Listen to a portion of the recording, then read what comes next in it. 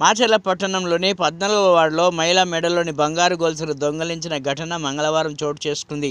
బాధితురాలు తెలిపిన వివరాల ప్రకారం పట్టణానికి చెందిన జిల్లా లక్ష్మీ మహేశ్వరి గుడికి వెళ్లి వస్తుండగా బైక్పై వచ్చిన గుర్తు తెలియని దుండగులు ఆమె మెడలోని బంగారు గొలుసు లాక్కొని పోయినట్లు బాధితురాలు తెలిపారు. ఈ ఘటనపై పట్టణ పోలీస్ స్టేషన్లో ఫిర్యాదు చేయగా పోలీసులు కేసు నమోదు చేసి దర్యాప్తు చేస్తున్నారు. నా పేరు జిల్లా లక్ష్మీ మల్లేశ్వరి. బండి మీద ఎదురు వచ్చి నా చైను మెడలో ఉన్న నాన్నతాడు గొలుసు లాక్కొని వెళ్ళిపోయాడు. బండి నాకు యాక్సిడెంట్ లాగా హ్యాండిల్ తగిలిచ్చాడు. నేను కేకలు పెట్టి అరుస్తానే ఉన్నా, ఎమ్మటే వెళ్ళిపోయాడు ఆకుండా.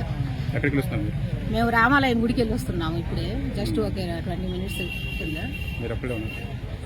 నేను ముగ్గురం కలిసి వెళ్ళాము. మా అమ్మాయి ఏమో ఇటు వాళ్ళ ఇంటికి వెళ్ళిపోయింది, నేనేమో ఇట్లా టర్నింగ్ తిరిగాను. ఆ టర్నింగ్లోనే జరిగింది.